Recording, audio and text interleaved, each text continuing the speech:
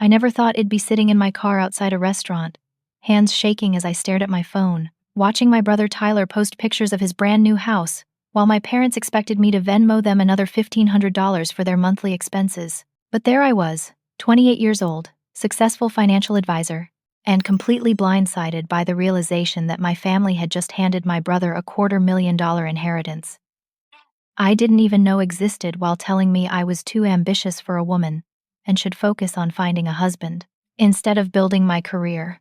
The whole mess started 6 years ago when I graduated from college with a finance degree and landed my first job at Peterson Financial Group in downtown Seattle. While Tyler bounced from job to job, trying his hand at everything from pizza delivery to warehouse work, I threw myself into building my career. Every month, like clockwork, I sent Mom and Dad $1,500 to help with their mortgage and living expenses. They'd raised me to believe family takes care of family, and I genuinely wanted to help them maintain their comfortable retirement. I lived in a cramped studio apartment in a neighborhood that definitely wasn't winning any safety awards.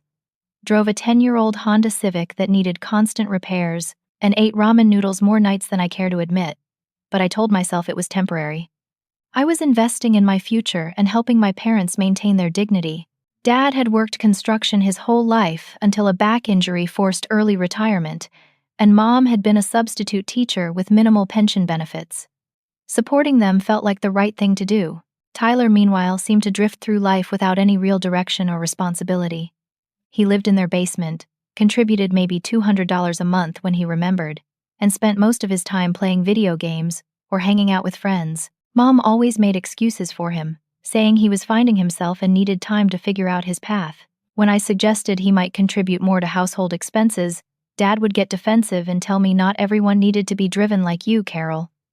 The first crack in my understanding came last Tuesday when I was scrolling through Instagram during my lunch break. Tyler had posted a series of photos from inside what looked like an expensive house, complete with granite countertops, hardwood floors, and a massive stone fireplace. The caption read, "Finally got the keys to my new place. Thanks to everyone who believed in me." I assumed he was house-sitting for someone, or maybe had finally landed a decent job and was renting a nicer apartment. But then I saw the real estate listing head shared in his stories. The house was in Bellevue, one of the most expensive suburbs in the Seattle area, with a purchase price of $850,000. My stomach dropped. There was absolutely no way Tyler could afford a house like that on his sporadic income from whatever job he was currently working.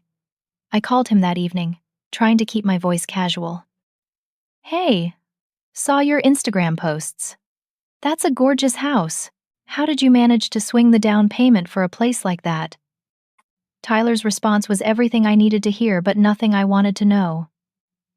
"Oh, Mom and Dad helped me out with the down payment. You know how they are about family and getting settled down. They said it was time I had some stability and a place to maybe bring home a nice girl." The words hit me like a physical blow. "They helped you with the down payment? How much did they contribute?" "The full amount. $250,000. Hello, I'm delighted to assist you with our voice services. Choose a voice that resonates with you, and let's begin our creative audio journey together." When I'd asked for a small loan to buy a reliable used car 2 years ago, Dad had sighed and said money was tight with their fixed income. When I'd mentioned wanting to put a down payment on my own condo, Mom had suggested I focus on finding a good husband instead of trying to do everything on your own like you don't need anybody. But the real shock came when I decided to do some investigating. I logged into Tyler's social media accounts using the family Netflix password that we all shared, knowing Tyler used the same password for everything.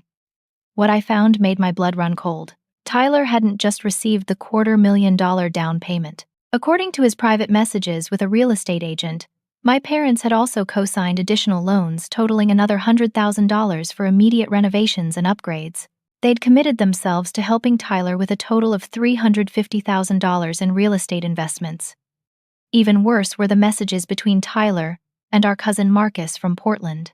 Tyler was bragging about how Head finally convinced the old man and Mom that he deserved the inheritance money early, and how Head told them I was making bank as some financial wizard and didn't need their help. Head actually advised our parents to keep asking me for monthly support because Carol's got that career woman money now, and she should help out since I'm taking care of getting the family property investments going. The most devastating part was a text thread between Tyler and our Uncle Bill where Tyler complained that I was acting all superior about my career and how our parents were finally putting me first for once instead of always praising Carol's achievements. Had been actively campaigning against me while I'd been supporting the very people who were now funding his entire adult life. I spent that whole night staring at the ceiling, calculating exactly how much I'd sacrificed over the past 6 years. $90,000 in direct monthly payments to my parents, another $30,000 in gifts, emergency assistance, and holiday expenses. It delayed my own dreams, my own security, and my own future, while they'd been sitting on enough money to buy a house outright. The final twist of the knife came the next morning when Mom called me, cheerful as always, asking if I'd remembered to send this month's $1,500 because their mortgage payment was due and Dad's prescription costs had gone up. She didn't mention Tyler's house. She didn't mention the $250,000. She talked to me like I was still their primary source of financial security while they'd just handed my brother more money than I'd see in 5 years. Of course, Mom, I heard myself saying. I'll send it over this afternoon. But as I hung up the phone, I realized something had fundamentally shifted inside me. The daughter who'd spent 6 years prioritizing my parents' comfort over my own future was done.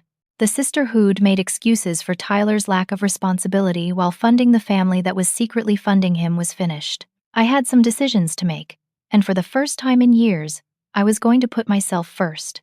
I decided to call Dad directly that evening, figuring he'd be more straightforward about the situation than Mom, who tended to avoid conflict. I'd rehearsed what I wanted to say, keeping my tone calm and reasonable despite the anger burning in my chest. Dad, I wanted to talk to you about Tyler's house purchase. He mentioned you and Mom helped with the down payment, and I'm trying to understand how that fits with the financial support I've been providing. The silence on the other end of the line stretched so long I wondered if the call had dropped. When Dad finally spoke, his voice had taken on a defensive edge I rarely heard. Carol, what Tyler does with his life isn't really your concern. Your mother and I make our own decisions about our money and our family. I understand that, Dad. But I've been sending you $1,500 every month for 6 years because you told me you needed help making ends meet. If you had $250,000 available for Tyler's down payment, I'm confused about why you've needed my financial assistance. That's when Dad's true feelings came pouring out, and I realized I'd never really known my father at all. You want to know the truth, Carol? You're unnatural. You're 30 years old, and instead of finding a good man and starting a family like a normal woman, you're obsessed with this career nonsense. You make decent money, sure, but what's the point if you're going to end up alone? Tyler needs our help because he's trying to build something real, something that matters. A home, a family, a legacy. I felt like someone had punched me in the stomach. Dad, I'm 28, not 30, and my career isn't nonsense. I'm a licensed financial advisor helping families plan their futures. I'm good at what I do. And look where it's gotten you, he continued, his voice gaining momentum. Living in some tiny apartment in a bad neighborhood, no husband, no children, no real stability. You've prioritized all the wrong things. And now you're jealous because Tyler's doing what he should do, what men are supposed to do. He's building security so he can attract a good wife and start a family properly. Mom had clearly been listening on the extension because she suddenly joined the conversation. Carol, honey, we love you, but you have to understand that Tyler needs our help right now. He's at the age where he should be settled and looking for a serious relationship.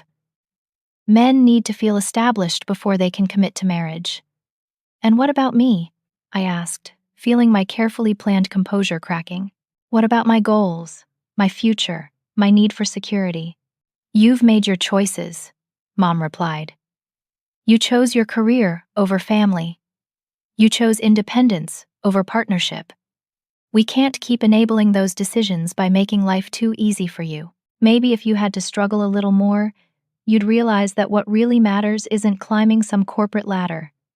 Dad jumped back in, and his next words revealed just how deep their resentment went. Besides, successful women make men uncomfortable, Carol. You intimidate potential husbands with all this financial independence talk. Tyler told us you actually give investment advice to your clients about how women should manage their own portfolios instead of relying on their husband's guidance. That's not natural. I was speechless. Tyler had been reporting back to them about my professional conversations, twisting my work helping women achieve financial independence into some kind of character flaw. But Mom delivered the real crushing blow. "Carol, we need to tell you something we probably should have mentioned sooner. We've been talking to your extended family about your situation, and they're all concerned. Uncle Bill, Aunt Sarah, your cousins Marcus and Jennifer, even your grandmother before she passed last year. They all think you've lost your way." My hands started shaking. "What do you mean, talking to them about my situation?" "We've been honest about your choices," Dad explained. "How you refuse to help support your family financially, how you're so focused on your career that you don't make time for relationships, how you judge Tyler for taking longer to find his path while you act superior about your job." The room started spinning. "Refuse to help support the family? Dad, I've sent you $90,000 over the past 6 years. I've been supporting you and Mom since I graduated college. That's not what we mean," Mom said quickly. "We mean you refuse to support the family emotionally. You don't come to family gatherings because you're always working. You don't call just to chat like Tyler does. You don't ask about our health or our friends or what's happening in our lives. You just send money like that's supposed to replace actual care and attention. And speaking of family support," Dad added, his voice taking on what I now realized was a calculated tone, "we've arranged for you to meet Jeffrey Patterson, Hess the Henderson's son. Works in insurance. Very stable and reliable.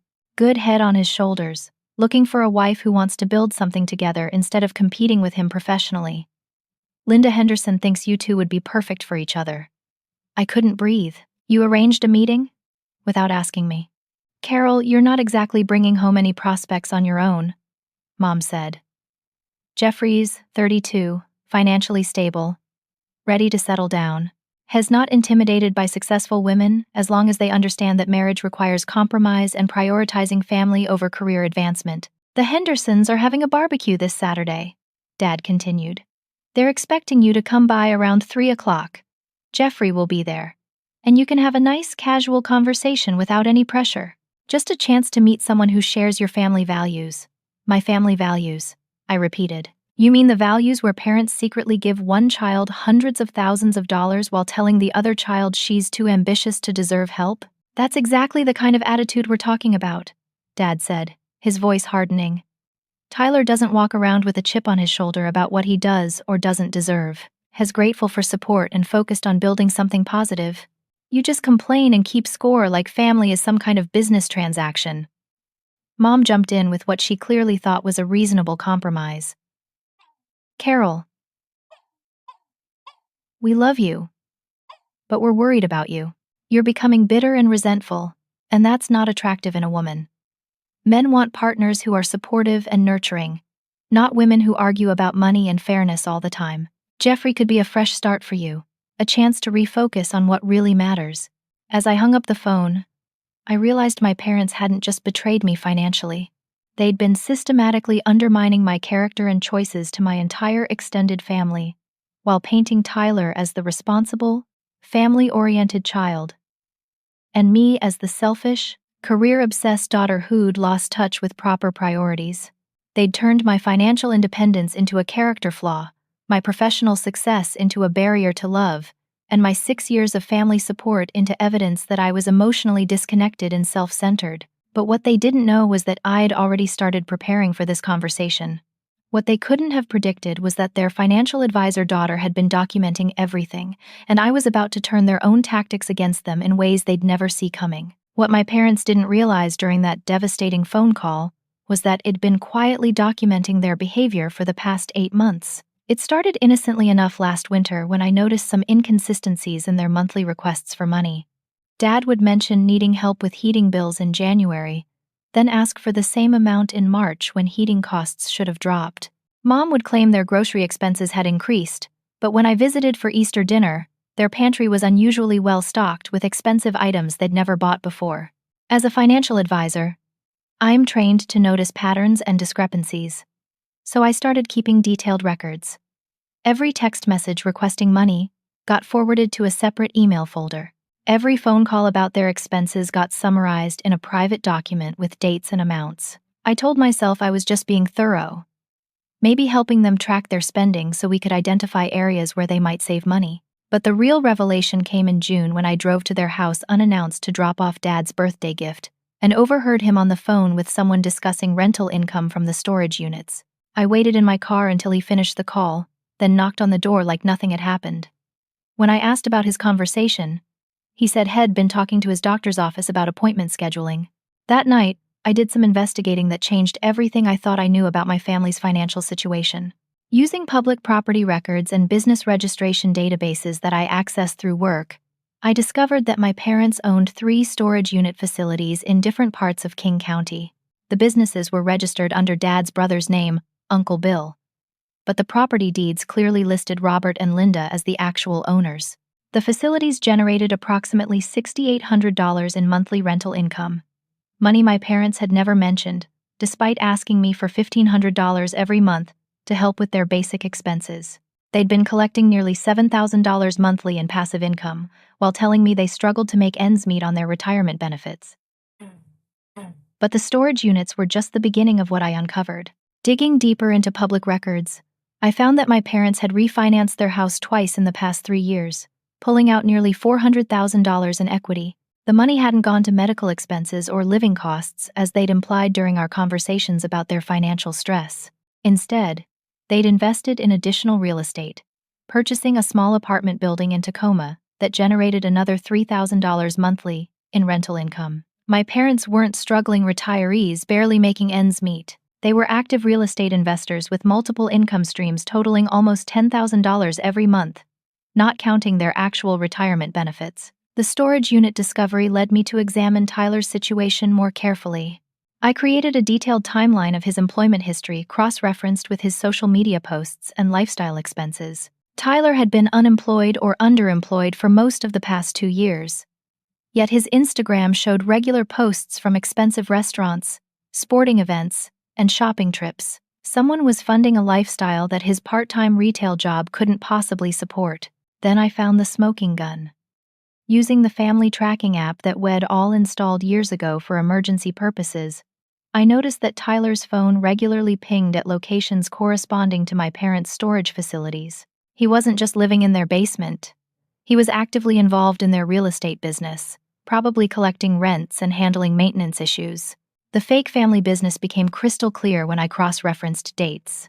Every month when my parents called asking for financial help, Tyler's location data showed him spending hours at the storage facilities the day before.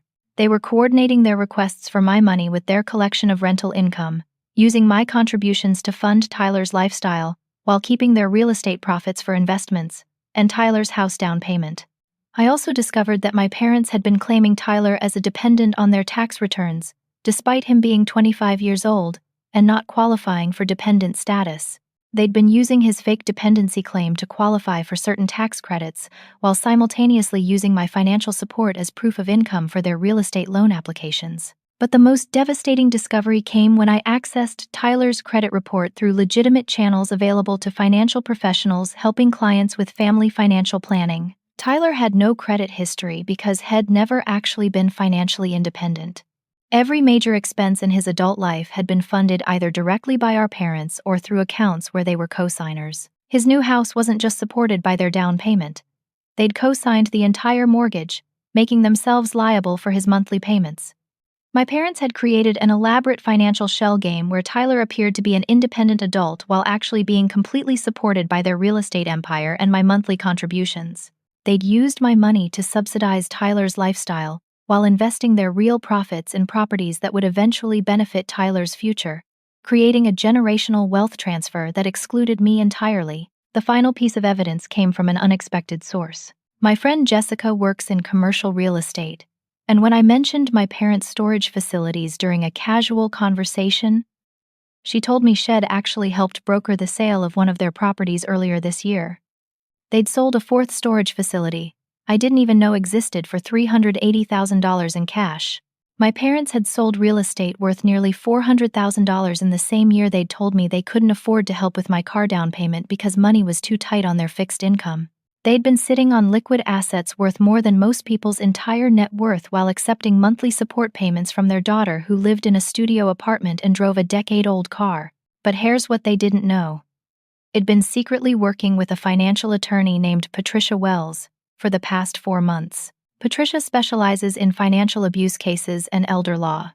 but she also handles situations where family members manipulate each other for financial gain. It initially consulted her about protecting myself from liability related to my parents' potential future care needs, but our conversations had evolved into something much more comprehensive. Patricia had helped me establish a separate banking relationship with a different financial institution, gradually moving my assets to accounts that my parents couldn't trace or access.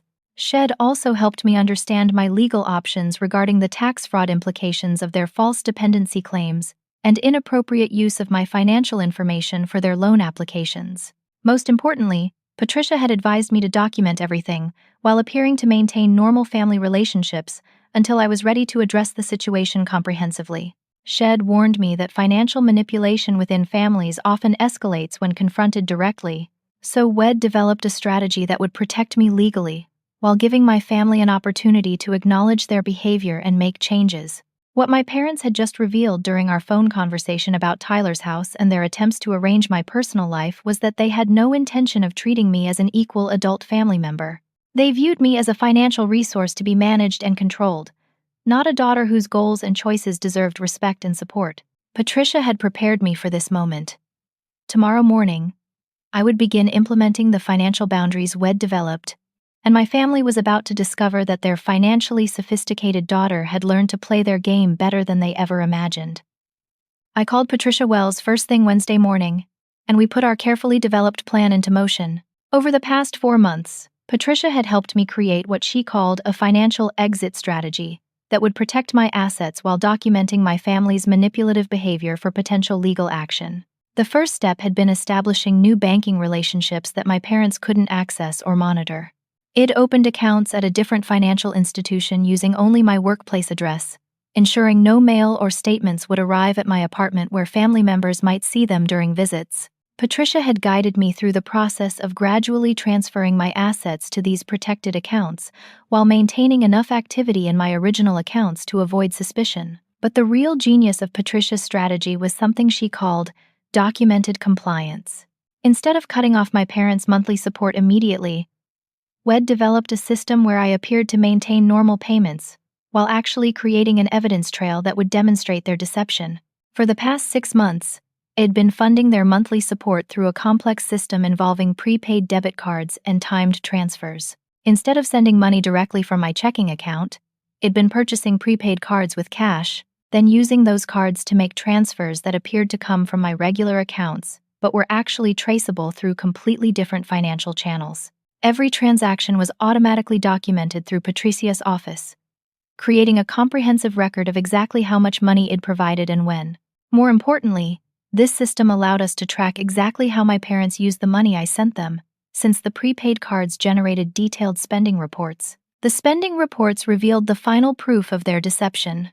My monthly $1,500 payments weren't going to mortgage payments, utility bills, or medical expenses, as they'd claimed. Instead, my money was being immediately transferred to Tyler's personal account within 24 hours of my payments. My parents were using me as a direct funding source for Tyler's lifestyle while maintaining their own expenses through their real estate income. Patricia had also helped me discover something even more disturbing. Using financial investigation tools available to attorneys, Shed uncovered that my parents had been using my personal information for purposes I'd never authorized. They'd listed me as a reference and co-signer on several of their business loan applications, claiming I'd agreed to provide backup financial support for their real estate investments if needed.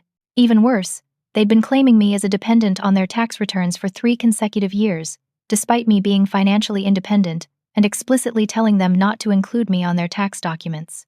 They'd used these false dependency claims to qualify for business tax credits related to their storage facility investments, essentially using my identity to reduce their tax burden on income they'd never declared to me. Patricia explained that this constituted identity theft for financial gain, a federal crime that could result in serious legal consequences. My parents had been systematically using my financial identity to support their business activities, while simultaneously manipulating me into providing direct cash payments. But the most shocking discovery came when Patricia's investigation revealed the true scope of my parents' wealth. Beyond the storage facilities and apartment building I discovered, they owned partial interests in two other commercial properties and had nearly $200,000 in various investment accounts. Their total net worth exceeded $1.2 million. My parents weren't struggling retirees. They were millionaires who'd been systematically extracting money from their daughter while building a real estate empire that would benefit their son exclusively. Patricia had prepared comprehensive documentation of everything we'd discovered, organized in a format that would be suitable for presentation to my family, or, if necessary, law enforcement agencies. She had also helped me understand my legal options, which ranged from simply cutting off financial support to pursuing criminal charges for identity theft and tax fraud. However, Patricia had strongly recommended that I give my family an opportunity to acknowledge their behavior and make changes before involving outside authorities. She'd seen similar cases where families were able to resolve financial manipulation through direct confrontation and negotiated agreements, avoiding the emotional and financial costs of legal proceedings. The strategy we'd developed was elegant in its simplicity. I would call a family meeting under the pretense of discussing increased financial support now that Tyler had purchased his house. Instead of the usual emotional confrontation that most families experience during financial disputes, I would present my parents with comprehensive documentation of their actual financial situation and my discoveries about their behavior. Patricia had prepared a detailed financial breakdown showing exactly how much money ID provided over 6 years, cross-referenced with public records of their real estate investments and business income. The presentation would make it impossible for them to deny their deception or claim they'd been honest about their financial situation. But the real power of Patricia's strategy was the legal protection it provided. If my parents responded to the confrontation with threats, retaliation, or attempts to manipulate other family members against me, we already had documentation that would support criminal charges for identity theft and financial fraud. More importantly, Patricia had helped me prepare for the emotional manipulation tactics that family members often use when confronted with evidence of their financial abuse. Shed coached me on maintaining calm, professional boundaries during the confrontation, focusing on documented facts rather than emotional arguments that could escalate into unproductive conflicts. The timing of the confrontation was crucial. Patricia recommended scheduling the meeting for a public location where my parents would be less likely to create dramatic scenes, and Shed arranged to be available by phone during the meeting in case legal questions arose that required immediate professional guidance.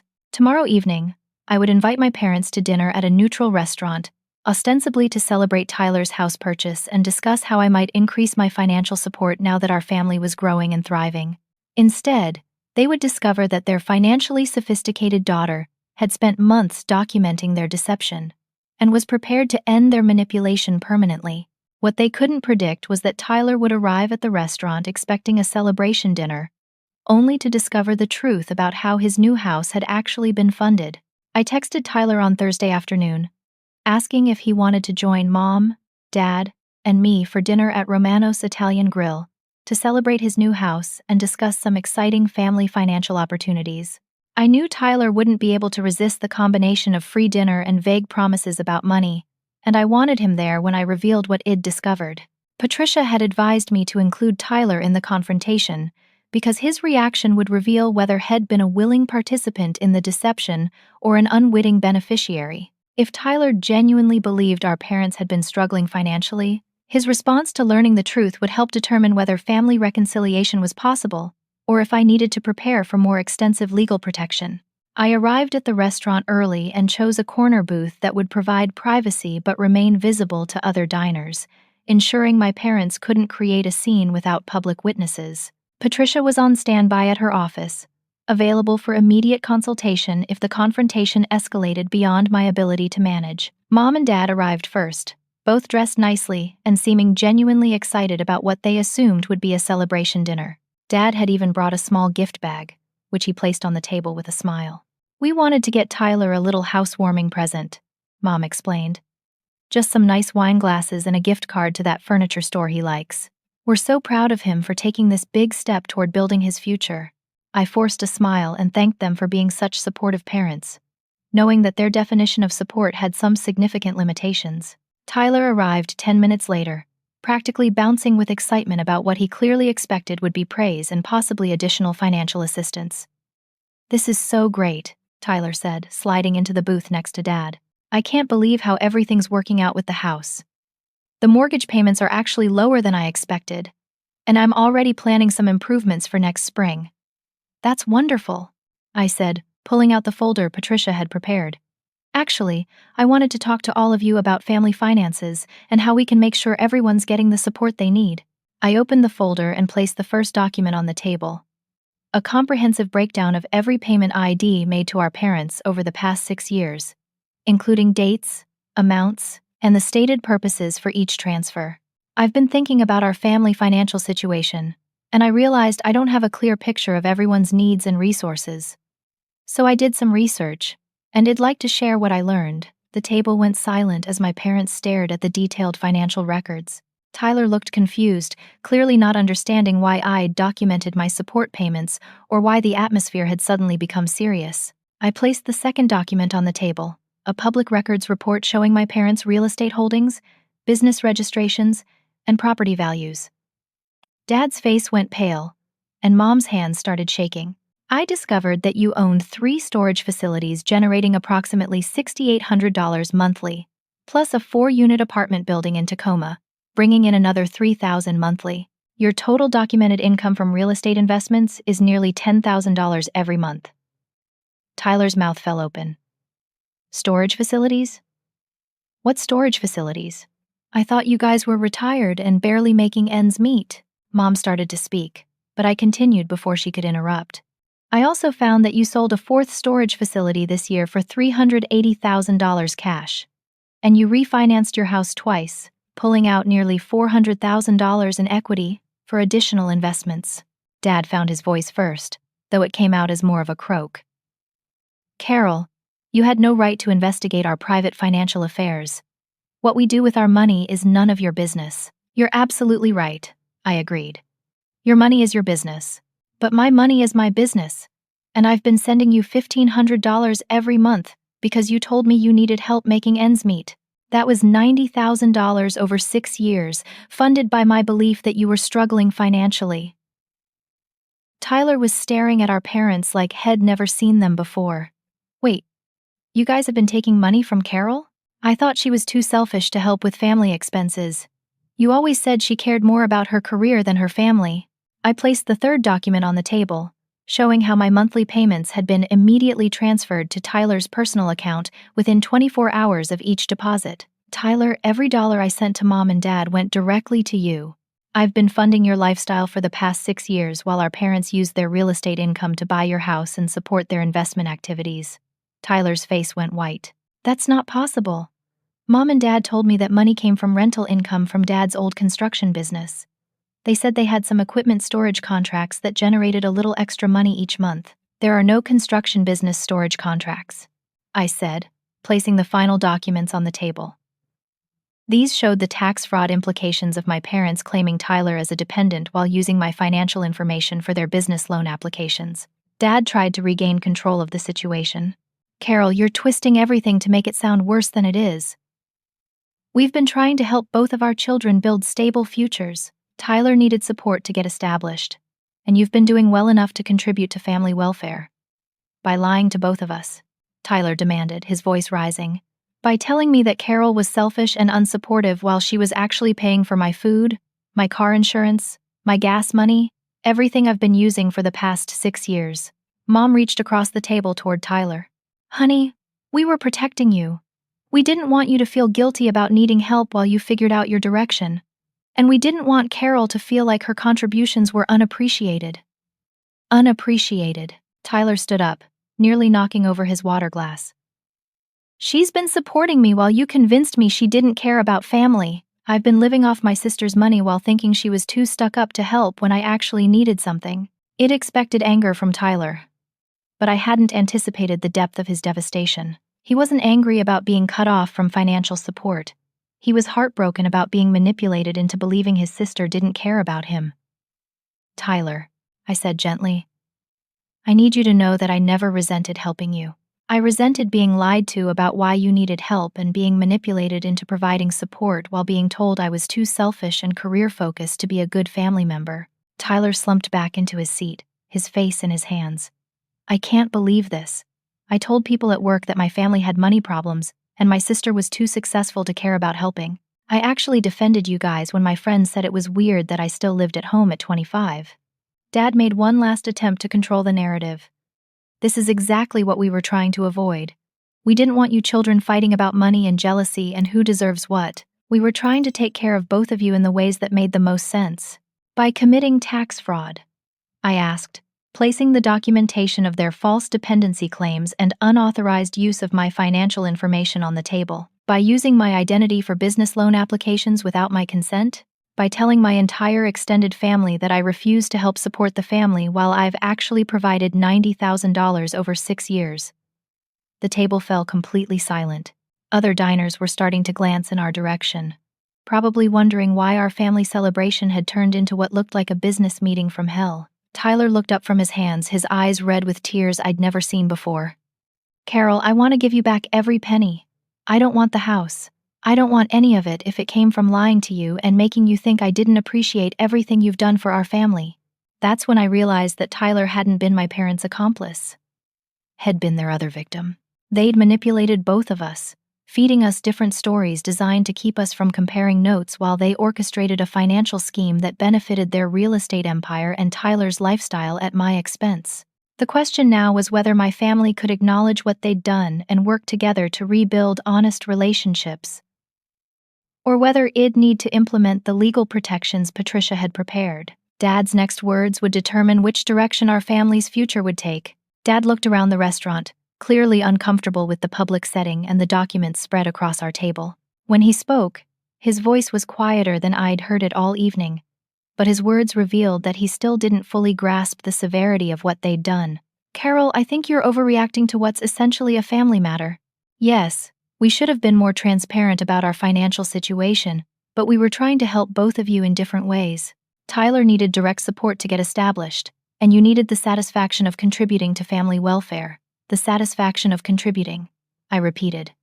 Dad, you committed identity theft. You used my personal information for business loan applications without my consent, and you've been filing false tax returns claiming Tyler as a dependent while he's been financially supported by my money.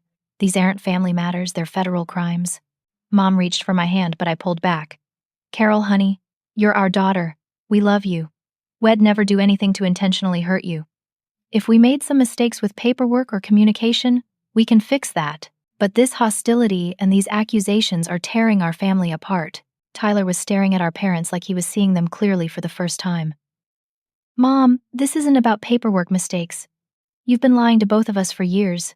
You convinced me that Carol was selfish and unsupportive while she was actually paying my rent, my food costs, my car expenses, everything. And you convinced her that I was irresponsible and lazy while I thought I was contributing to family finances through some construction business arrangement. I placed one final document on the table, something Patricia had discovered just yesterday that represented the most shocking aspect of their deception. There's something else you need to know. Tyler, your house purchase involved more than just the down payment from Mom and Dad. The document showed loan applications for Tyler's mortgage where my parents had listed me as a co-signer and guarantor, claiming it agreed to provide financial backup if Tyler couldn't make his payments. They'd forged my signature on multiple financial documents, making me legally liable for a mortgage I'd never agreed to support. They made you responsible for my house payments. Tyler's voice was barely a whisper. Without telling you? Without even asking? I nodded.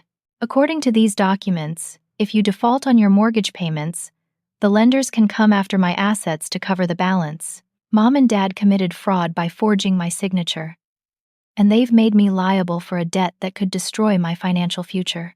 Dad's face had gone completely white. Carol, that's not how those documents work. The signature requirements were just formalities for family-supported purchases. We never intended for you to be actually responsible for Tyler's payments. Intention doesn't matter, I replied. Legal liability matters. And what you intended doesn't change the fact that you forged my signature on legal documents without my knowledge or consent. Tyler stood up abruptly. I'm calling the bank. I'm calling them right now to remove Carol from any liability for my mortgage. I don't care what it means for my loan approval or my house. I won't let you destroy my sister's financial security for a house I never even wanted in the first place. Tyler, sit down, Mom said firmly. You're overreacting just like Carol. We're a family, and families support each other. These legal technicalities don't change the fact that we love both of you and want the best for your futures. But Tyler was already dialing his phone. No, Mom. Families don't lie to each other for years while stealing money and forging signatures. Families don't manipulate their children into fighting while they commit fraud. This isn't love. This is financial abuse. I watched my brother pace beside our table, explaining to someone at his mortgage company that he needed to immediately remove an unauthorized cosigner from his loan documents and wanted to understand his options for restructuring his mortgage without family financial support. Dad made one last attempt to minimize the situation. Carol, if you're so concerned about liability, we can get the signature issues sorted out. But I don't understand why you're trying to destroy your family over money. We raised you to prioritize relationships over financial disputes. You raised me to prioritize honesty and integrity, I said. And you taught me that actions have consequences. You've spent 6 years lying to both Tyler and me while committing multiple felonies to support a financial scheme that benefited your real estate investments. Those actions have consequences. I pulled out my phone and called Patricia Wells, activating the plan we'd developed for this moment. Patricia, it's Carol. My family is aware of everything we discussed. I need you to proceed with filing the identity theft reports and tax fraud documentation. Yes. They're refusing to acknowledge the legal implications of their behavior. Dad's voice was panicked now. Carol, hang up the phone. We can work this out as a family. You don't need to involve attorneys and government agencies in private family matters. Private family matters don't involve federal crimes. I replied, then continued my conversation with Patricia. Yes, I have witnesses to their acknowledgement of the forged signatures. Tyler is here, and he's already contacting his mortgage company to remove me from liability. Tyler finished his call and returned to the table. The bank says I can refinance without cosigners, but it'll need to qualify on my own income and assets, which means I can't afford the house they bought me with stolen money. I'm going to sell it and find an apartment I can actually afford. Mom started crying, but her tears felt manipulative rather than genuine. Tyler, you can't sell your house. It's your future, your security. Carol, please don't destroy your brother's life over a misunderstanding about signatures and tax forms. I'm not destroying anything, I said. I am protecting myself from the consequences of fraud I never consented to participate in. And I'm ensuring that Tyler builds his future on honest financial foundations instead of money stolen from his sister. Patricia's voice was audible through my phone speaker as she confirmed that she'd initiated the formal process for reporting identity theft and tax fraud to the appropriate federal agencies. Within 72 hours, my parents would be contacted by investigators who would require comprehensive explanations for the financial irregularities we'd documented. As I hung up, Dad made his final appeal. Carol, we're your parents. We love you. Don't destroy your family because you're angry about miscommunication and paperwork problems. I'm not angry about miscommunication, I replied, standing to leave. I'm protecting myself from family members who've demonstrated that they're willing to commit federal crimes for financial gain while manipulating their children through lies and emotional abuse. Tyler stood up with me. I'm going with Carol. I need to figure out how to rebuild my life using money I actually earned instead of money stolen from my sister. As we walked toward the restaurant exit, I heard Mom crying louder and Dad calling our names, asking us to come back so we could work everything out as a family. But Tyler and I kept walking. For the first time in our adult lives, we were going to build our futures based on honesty, integrity, and financial independence, rather than manipulation, lies, and fraud disguised as family support. 6 months later, I'm sitting in my new home office in the townhouse I purchased with the money I'd saved by ending my parents' financial manipulation. The view from my window overlooks a small garden where Tyler and I planted vegetables last weekend. Something we'd never done together before but discovered we both enjoy. Tyler moved in with me temporarily after selling the house our parents bought with fraudulent funds. The sale proceeds covered the mortgage balance and various penalties, with enough left over to pay me back approximately $40,000 of the money they'd stolen over the years. More importantly, Tyler used the experience to completely rebuild his relationship with money and work. Has now employed full-time as a property maintenance coordinator for a legitimate property management company, earning an honest salary that covers his share of our townhouse expenses. We've developed a system where we split household costs equally, and Tyler has never once asked me for financial assistance beyond what any normal roommate relationship would involve. The legal consequences for our parents unfolded exactly as Patricia had predicted. The IRS investigation resulted in significant penalties for the false dependency claims and unauthorized use of my financial information, but they avoided criminal prosecution by agreeing to pay full restitution and penalties. The total financial impact was approximately $67,000, which forced them to sell one of their storage facilities. More importantly, they were required to attend financial counseling and family therapy sessions as part of their agreement with federal investigators. The counseling sessions revealed the depth of their manipulation and control issues, but they also provided a framework for potentially rebuilding our relationships on healthier foundations. Dad's gambling problem was more extensive than any of us had realized. The family therapy sessions revealed that his real estate investments were partly an attempt to recover losses from online gambling, and had been using money from both Tyler and me to cover gambling debts while telling us it was for household expenses. He's now in a residential treatment program for gambling addiction, and Mom has taken full control of their finances with oversight from a court-appointed financial advisor. Mom's shopping addiction was connected to deeper issues with control and family status. The therapy sessions helped her understand that her manipulation of Tyler and me was rooted in her fears about losing her role as the central figure in our lives as we became more independent.